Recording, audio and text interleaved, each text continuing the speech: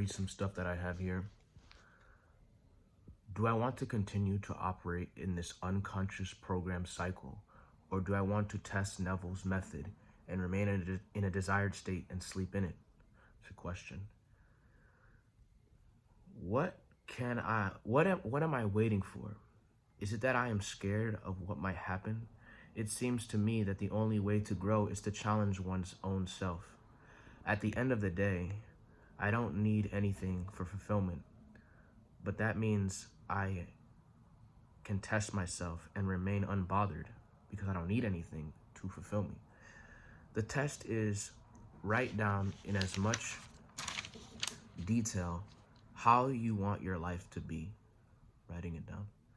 Everything you want to be, every aspect. Then adopt the qualities as yours. Adopt them as yours. Bring it into a subtle and relaxed state.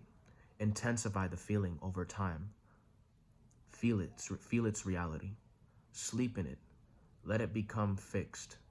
If you question where it is, you are only creating the state of where it is. If you question where's this life that I'm feeling, you're only creating the state of questioning where it is. Basically, where you are, what you are, who you are, is pure awareness. Everything else is identifications.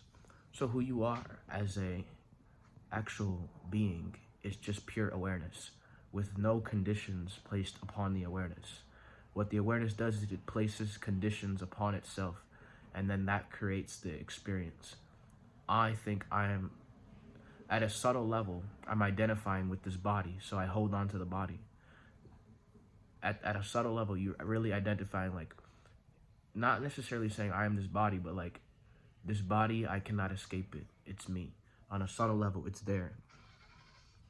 And you know this through meditation, because when you become pure aware for a brief moment, everything else ceases to exist. So you know that on some degree, some form of your being is kind of holding on to this body in a particular way. Same thing with your personality. Some people think their personality is just them, so they walk around their whole life in this bubble. But if you meditated or have any type of spiritual experience, you'll quickly know that even with no quote-unquote advanced mastery of whatever, you'll know that the personality is just identifications. I can be a completely different person if I choose. I could become completely different. I could be a serious person. I could be a goofy person. I could be a sad person. I could be a ecstatic person for no reason. I can choose these qualities myself if I so choose. Because who you are is a pure, unconditioned state. The real you is just pure, fertile soil. And what you do with this awareness is your own choosing, but most people just let it flow and do its own thing.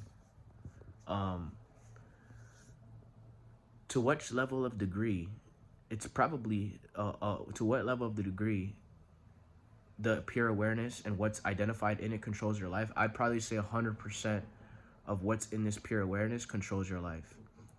And the purpose of the yoga path is to start unraveling all these identifications you place on yourself and to have more freedom with life and choose. Ultimately, the state is pure liberation, which is entering into the pure awareness, which is what all those people, all the enlightened beings do. They enter into the pure awareness.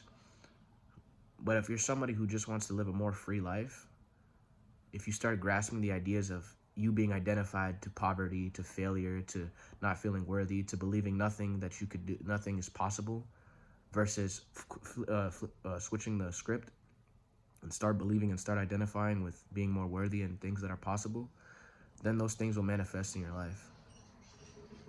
Pay attention. I mean, it's very easy to tell, because go do something that you always wanted to do, and you'll notice that very quickly within yourself, there's some block, some energy block telling you you're scared, you're fearful, you're embarrassed. These are the identifications. You go walk out on the street, you put on a certain face, these are identifications. Let's say you want to be a businessman, and you go head out and you try to do the business, you're going to start feeling, scared, fearful. These are the identifications. It's been so identified with the life that it was living. So according to Neville Goddard's method, which is probably a pretty good method, is bringing the identification of the desired state into a subtle state. So into sleep, into more relaxed states, and basically identifying with these greater concepts of yourself so that they may manifest in as much specific detail as you can. It changes history by history.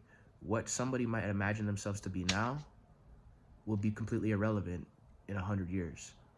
But what we do is we look at the outside and we see like what could be better and we improve upon it. It will never be 100% perfect, but we can improve upon it.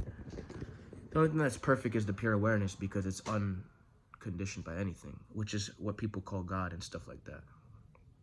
But basically, get yourself to a pure, unconditioned, pure state within yourself. Get super relaxed. Then write out everything in detail of what you want your life to be.